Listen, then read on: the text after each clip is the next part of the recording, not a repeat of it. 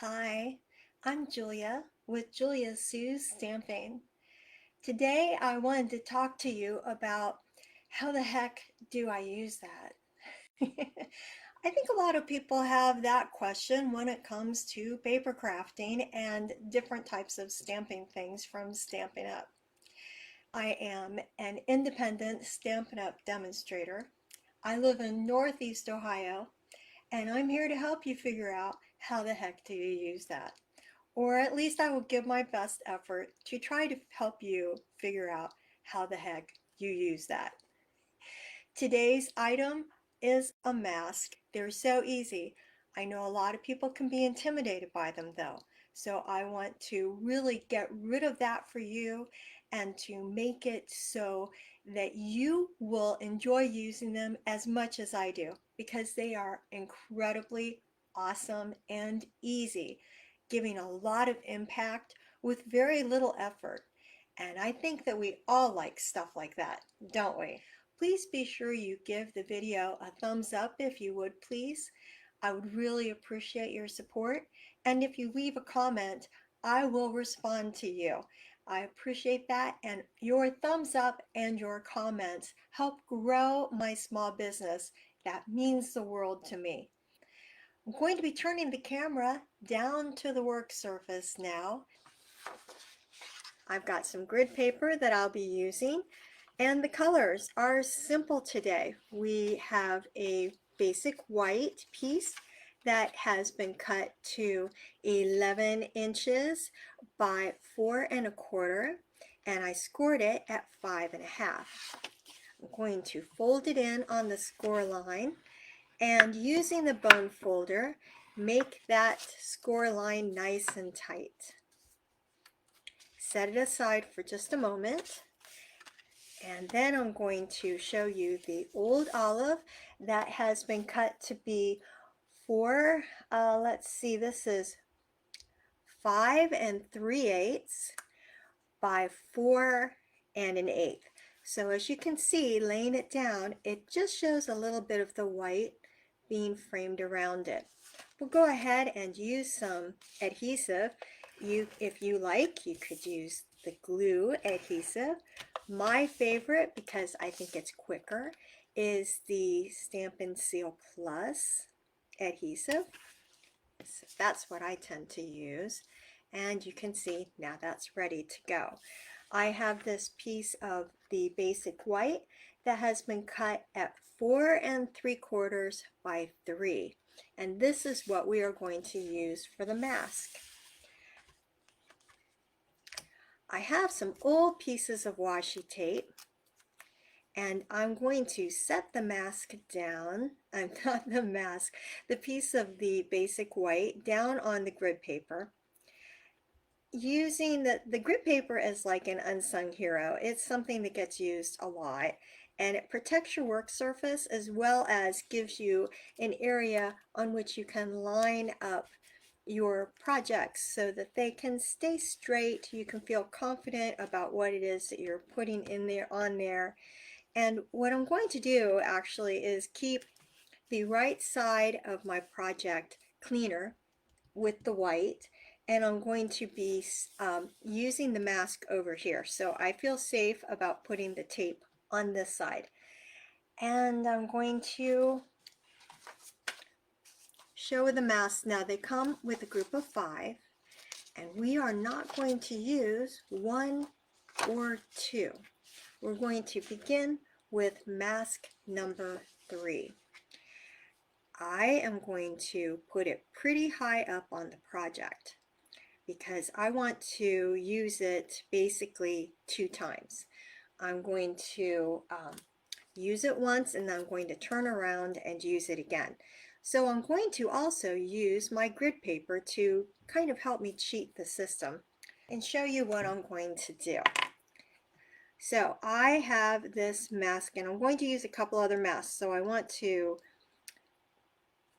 mark this one that I am using it here, and I'm going to put a 1 because that's my first mask that I'm using. And now I'm going to draw the corner of the mask here, as well as I'm drawing the notch. So I'm going to line up the other ones with this. So this is also the first one that I'm doing. So I'm laying that there. And now I have some more of the washi tape. And I'm going to secure my mask with that washi tape. Going to use some cherry cobbler. Yeah, a pretty dark red to go with this old olive.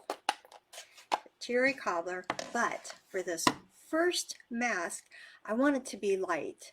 So I'm going to get some of it off of the brush, and then I put it onto my project.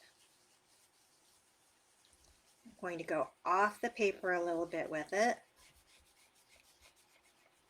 rubbing with my finger to create some pressure on the blending brush.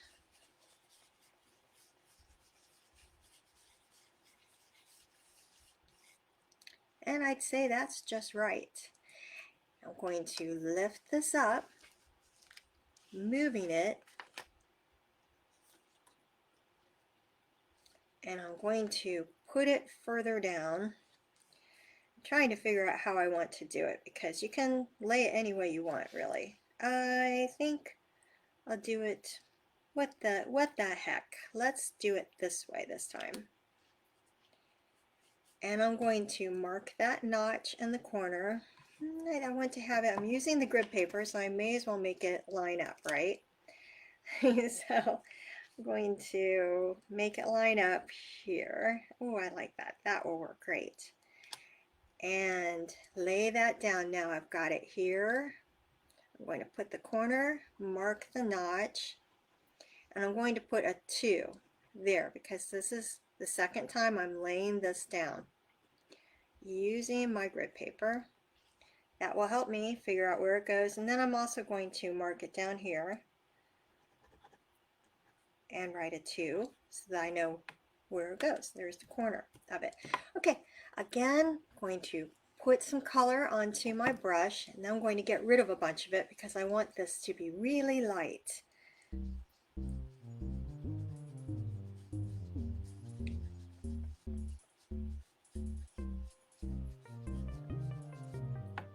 Okay, that's what I want to do with that. I'm going to pick this piece up carefully, making sure I let this bottom piece stay where it is. I'm going to take off the washi tape so that I can use it again. Setting this mask aside, I'm going to grab the next one, which for me, since I started with 3, this is 4, and I'm going to put it up, and I'm making sure it's lining up with everything I've written a 1 on. So I've got down here on the corner, and then up here at the top, and this one is going to be green with the old olive that I have. So I pull in the old olive ink, and I'm going to get another blending brush, put ink on it, and now I'm going to put that onto my project.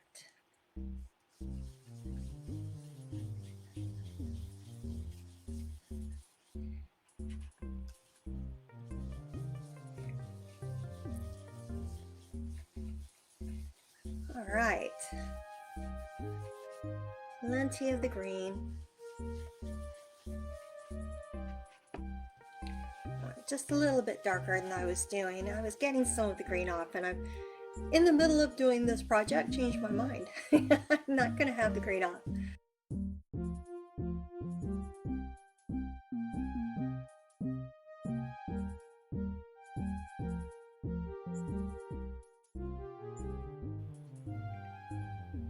And lining up the 2, because this is the second time I'm using this, carefully laying down the tape. Again, going to be putting some on that green. The green on the mask, sorry. Get that in there. All right, so can you see already how that's coming out? It's very unique. It's very different and it's just beautiful. Woo, I like that. Okay, saving the tape because we like to use things over again. Now we have the last mask and we're going to line it up again with our notch and that upper piece here. So we're going to just line that up really quickly, and this card really is one that comes together quickly and easily. Laying down our mask and getting it secure again. Now this time we're going to go in full strength with this. Are you ready? Ah! Oh, it's so fun.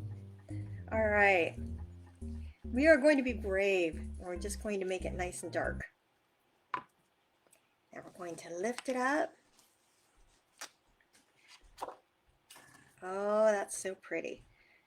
Laying it down to, because this is the second time, right? So we're going to connect it to where we have it marked.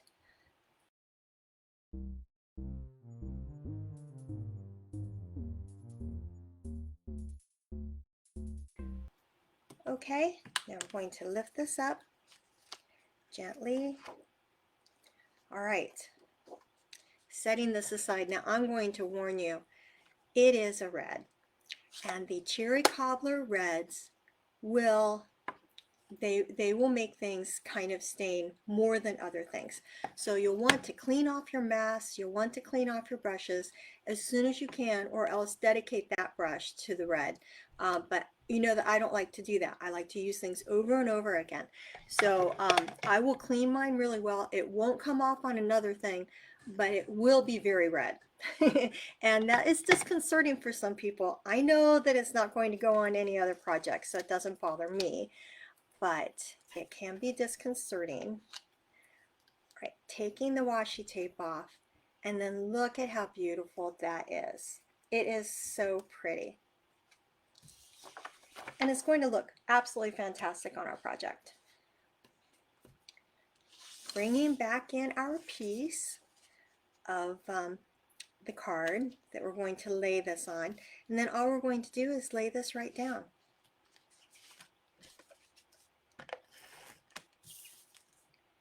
See how easy the mask is to use? It is so simple. It's fun and it really packs a punch. And this is a very different way to use it. Instead of using the whole thing, you're kind of giving the essence of the flowers there. You're creating more of a an abstract. That I used all of these to add some elements to the card. And I did that earlier so that they're stuck to my hand, so that we could move along with this card. I value your time and I want you to be able to see what's going on. I created these earlier using my cut and emboss machine, and I did it out of the basic white, and I also have gold foil. So I did some of these out of the gold foil as well. I'm going to actually cut off the stems using my paper snips on a couple of these white ones and put that element right on there to add some dimension and to lift it up a little bit. Because it's very small, I'm going to grab some glue, some liquid adhesive, putting that on there just a little bit, not much, barely. I'm going to lay that element right on there. Just lifts it up and makes it look cool. And I'm going to do that also with a gold one. And this one I'm going to lay kind of in the other direction. It just got stuck on the adhesive. Okay, laying that down, and it's on there. So that is all I need with those, because for the other pieces at this moment, I'm going to stamp my sentiment on this that I also had cut out earlier. and I'm searching for my sentiment. Here it is. Because this is a photopolymer stamp set, I want to have something to underneath to help create some more give and make it have a even better stamping ability here.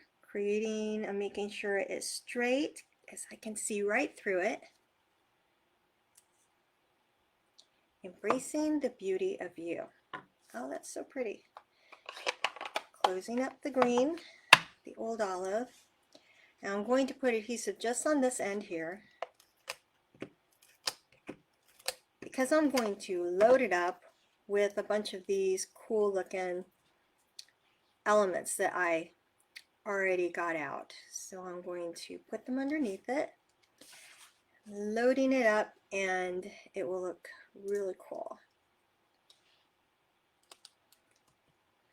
Putting them in different places. Some of them kind of stick out a little bit more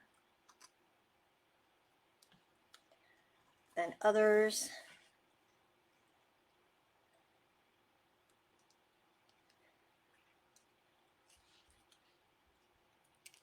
Alright, I must need more adhesive back here. There we go. I have to actually look and see where I have the adhesive. Good, and now the last one will go under there. Putting a little bit more adhesive on top so that it stays perfect. All right, and the last thing we're going to do with that are some dimensionals to pop it up. Take off the back. Does anyone else end up finding these little pieces from the dimensionals everywhere?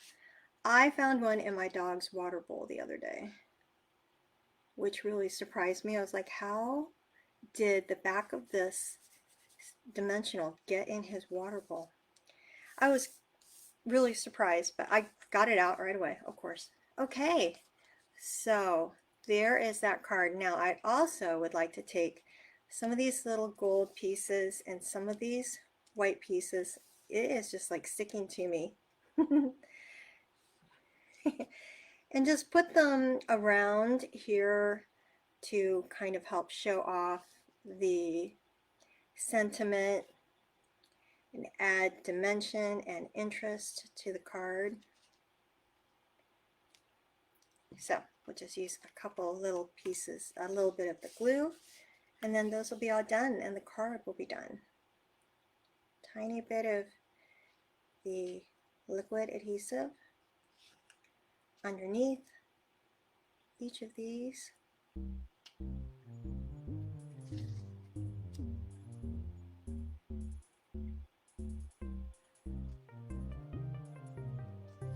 One more.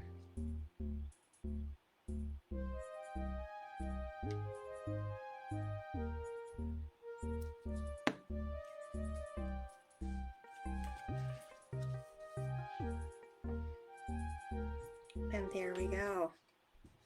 So the last thing I did on my piece that I made before coming here, because these, is put a little bit of adhesive on some of them and put them inside, so that inside the card there was something pretty too.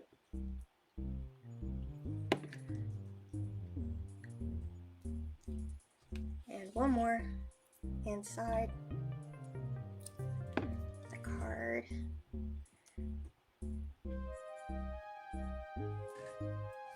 There. So on the outside of the card, there you go. All right.